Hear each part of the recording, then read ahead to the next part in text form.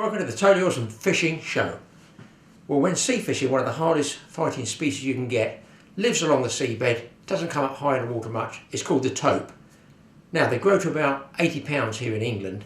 They're a lot smaller, maybe 5–10 pounds would be a good average, but they're a fish that you can pretty well target by using fresh bait.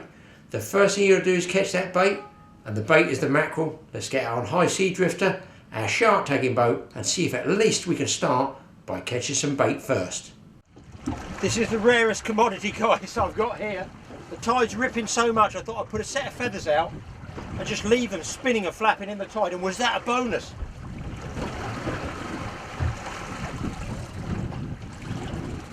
Oh, what, only a full string. Watch them all fall off. I've run out of feathers. Look at this. I haven't got any more feathers. 1, 2, 3, 4, 5, 6. Fall in the water. 7 chunking great mackerel. That could give me a shot at a tope. Do you know what? I'm going to eat some of those, and the rest are, instead of falling over, bait. That is a rarity, and that is fishing straight into the chum bag trail. Does it work? People ask me why I use chum all the time. That's why. Woo.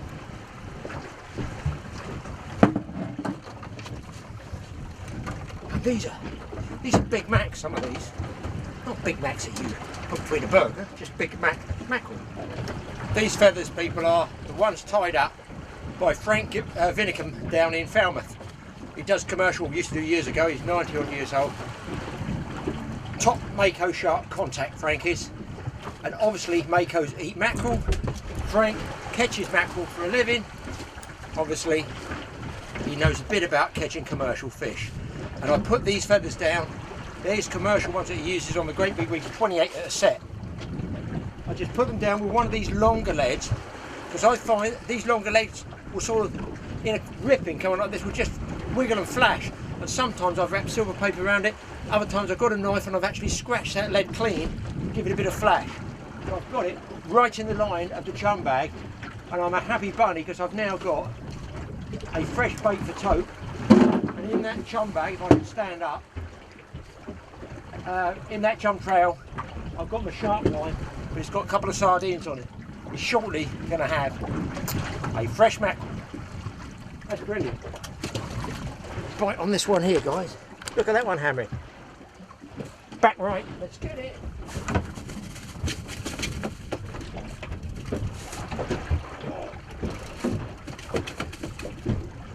Man, if this is a smooth hound, it's something else. Oh, I've got a feeling this one's going to tear all my other lines to pieces.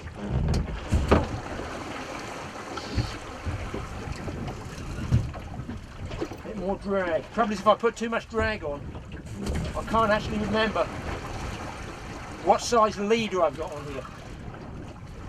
Got a ripping tide, so hence the life jacket. And listen, guys, you should wear life jackets all the time, really. If I fall in, it's all over anyway. In this current, I cannot swim around the Isle of Wight and walk up to Leamington Pier. I'm going to see this fish. I want to get some more of those mackerel. If I can get fresh mackerel down, there's a good chance of tope will smell it. Oh. I do so hate fishing with big leads, but it is a necessity. The baits have to be nailed right hard on the bottom. It is indeed. I will show you, folks. Don't come off, don't come off.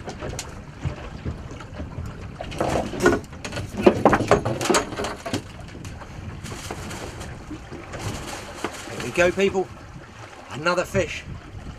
I just hope everything holds still, and I'm really hoping this tide does ease a tad. I've got a feeling it won't up deep like this. Let's get this guy back. Well, I've got a fish on, guys. It's a good fish, but there's such a huge run of tide. I'm having trouble with it even on a 20–30 pound boat rod. It might be a small tope, but he's giving me a hell of a scrap. Well, basically the big lead and the fish and the tide is giving me the scrap. We've got no choice. like a small tope, is it? No, it's a big smooth hound. Virtually planing in this current. It might fall off, but it's a real chunky one. Come on. Don't want him tangling up in the chum bag. Yeah, it's a nice one. Holy smoly, I better clip the lead off of this. Anchor is ripping here in the current. I doubt that you can hear it. Oh, there we go, guys. Totally awesome. Huh. What a disappointment, only 4 or 5. Another little trick if you're a beginner. When you swing them in, there's loose hooks. Try and get hold of the lead and keep the rod top away like this. I don't know if my boat's big enough to show you there. So you've got it nice and tight and they're hung sort of sideways and your hands away from the leads. That's the sort of safest way to do it. Then either there's a skipper of the boat, his crewman, or you can take them off yourself. Be careful with mackerel feathers, they have big barbs. So I told you that fresh mackerel worked, and that was I think a fillet on this one. I'm on braid, which is actually, this is a situation where braid does actually have its benefits, as long as it doesn't go around other lines. It's not so much you can get away with a lighter lead, which you can. Can't be a smooth hound, not on fish bait. But it's a fact that stays in contact with your bait. So via your rod top, you get a better bite. I'm not going to say I'm a lover of braid, but in this case, I may marry it. Let's show the folks on YouTube what can be caught in your own boat down off the coast, south coast of England. I want to see this one. You know, I hate losing fish you can't see. You're always thinking, what if, is it? I'd sooner know what it is or was. Hopefully it won't be a was, hopefully it will be, and it is. It took quite a bit of line off me. A bit of colour, we're seeing colour here, guys.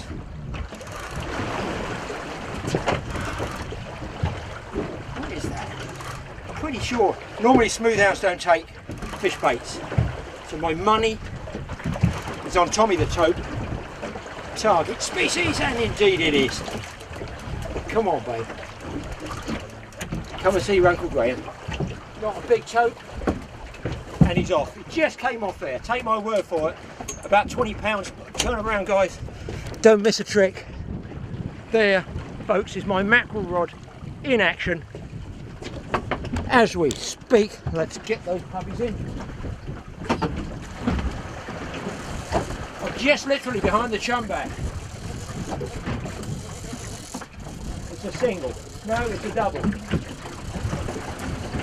No, it's a single with weed. There we go. A nice single. But keep those lines horizontal like that and keep them tight. People have got a really big fish. It's stripping me out. It's definitely a big tope. I doubt I'll get it. Try. Trouble is you can pick all the other lines up. One of the disadvantages of fishing in a boat on your own with too many rods, but a fish on the end.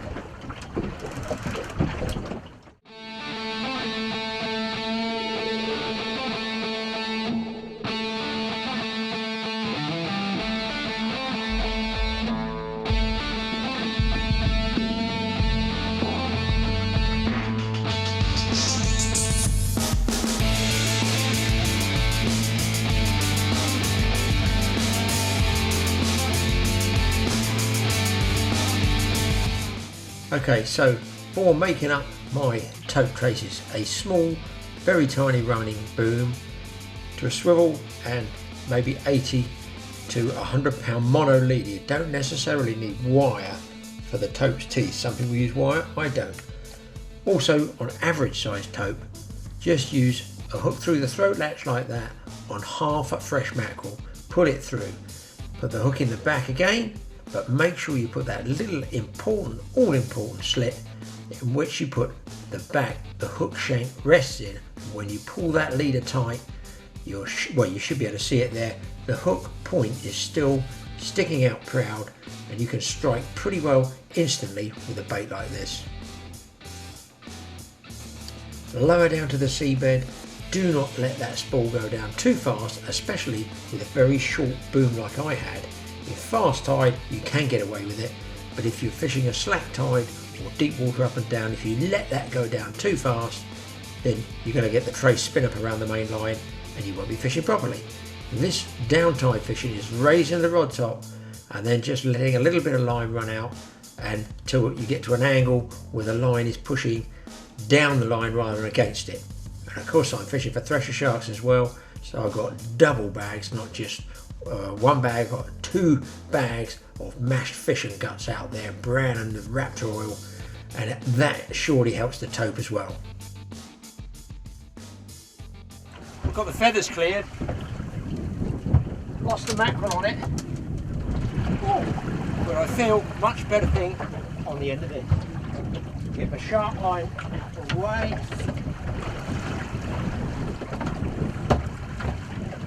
What you need to do is, fishing alone, you need to get yourself organised, decide where you're going to take that fish, which side of the boat. So I'm going to try and take it this side, make myself a bit of space. Obviously making films like this, so many things that can go wrong will go wrong, and I generally lose quite a lot of fish. I'll try and get that camera in that corner because that's the one I'm going to try and take the fish over the side. Hopefully the camera doesn't go with it. Right, move this one. Always shake the jump bag. By the way, I've had those 2 tope, that was on the head cam. This will be number 3, plus a load of max, 2 big smooth hound. It does not feel a bad tope. Are we going to get the 3rd time lucky, guys? Definitely a fish. Pound Rivendell, this is Senate Coast Guard. Do you know where in Langston they are heading, over? Oh, I know where I'm heading. There you go, guys. Beautiful tope. Pound Rivendell, Senate Coast Guard. Can you confirm no further persons in water and all persons safe, over? In the water? That's not good, is it? This guy's going to go back in the water very soon. Well, that's a tope, number 3, and the smooth hounds. And if this weed stops, I feel there's an outside chance of yet another tope. Just working the one rod with the braid because the tide is ripping so much, there's so much weed. And if I could just bounce it right back down tide and stay in contact with it, you feel the weed build up on it, so don't leave it down quite so long. And I'm starting to nail a few fish. This is on half mackerel. You can see how important those mackerel are for tope fishing. Yes, another pack fish. Here we go. Get the lead off first.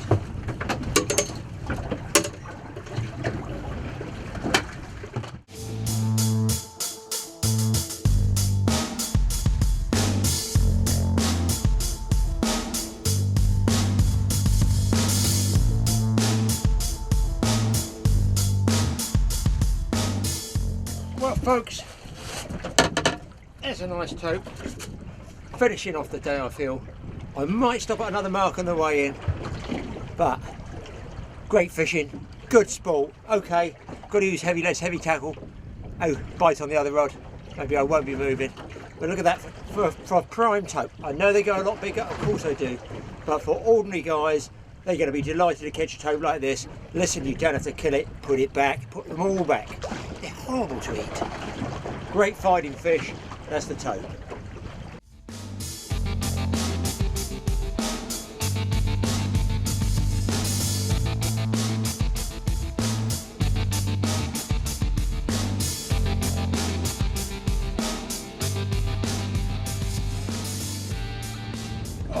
Time to sit back. My arms are killing me, man. I've had 2 nice smooth hounds.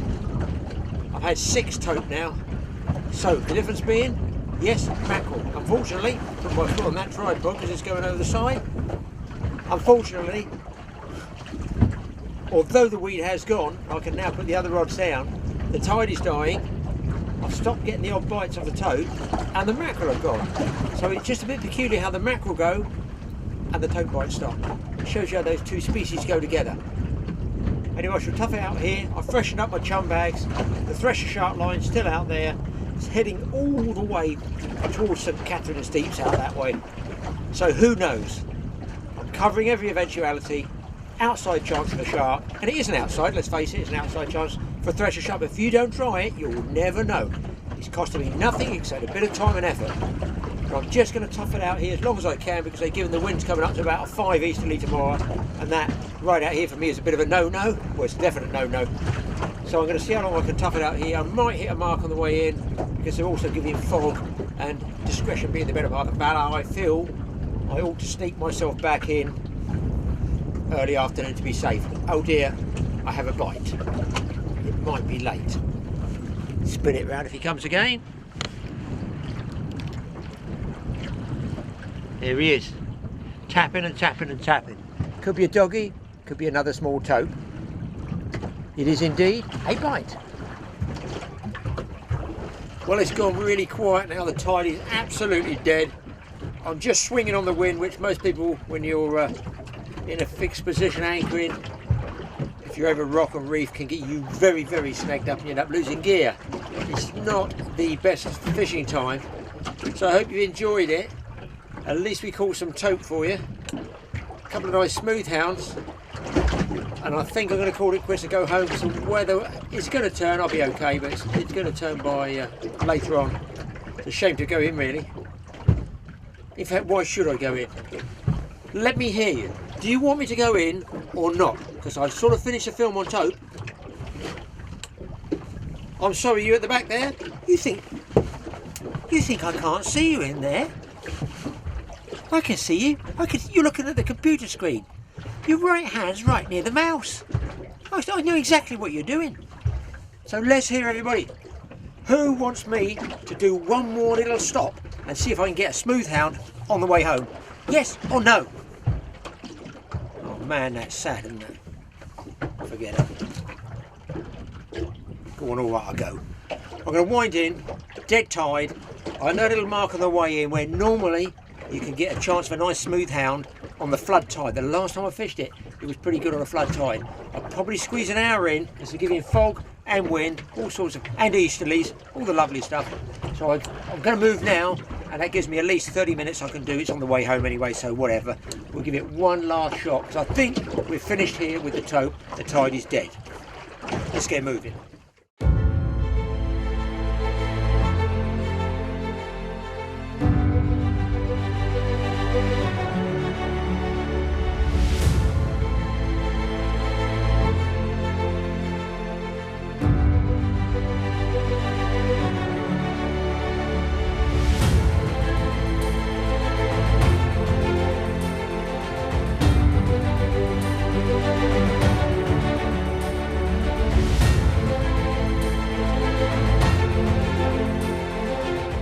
It's really pretty exciting, even when you move marks, because with sea fishing you don't really know what's coming next. And when you move to anchor on another mark, you just feel all that excitement come back in, because you just don't know what's down there. Of course, a lot of the time we anchor or we change marks as fishermen with boats, and nothing ever comes of it. Nothing good of it comes of it.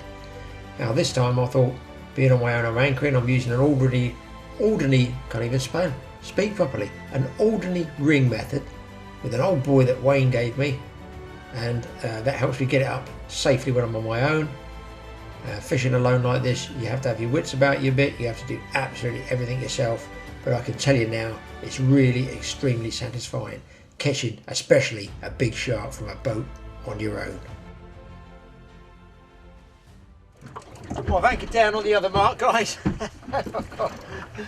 I've had two fish I've missed, and now I've loaded up on one.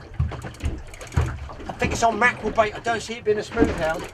I'm another 2.5 miles closer to shore now, so I've got less tide. Could be a big smoothie, but I don't think so. Not on fish bait. I'm so pleased you guys made me stay out late. If my wife nails my butt to the floor, it's your fault. I didn't want to stay. Did I want to stay? I didn't want to stay. I was going home, and you said, no, stay out fishing, catch a small fish, and here we are, another tope. I'll never get home at this rate.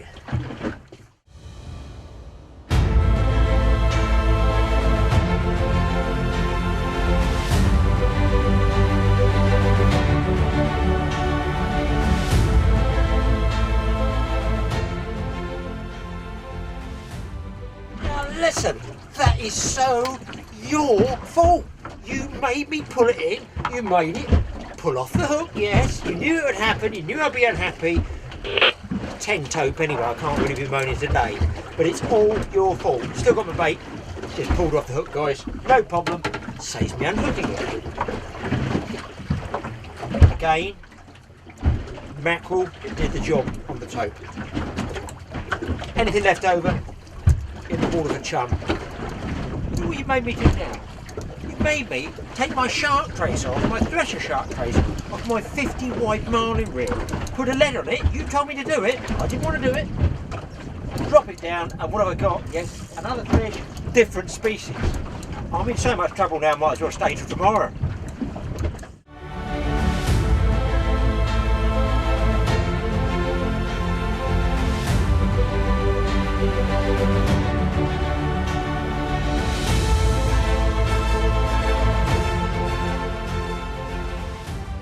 Guys, is a nice thornback ray, or thornback skate some people call it.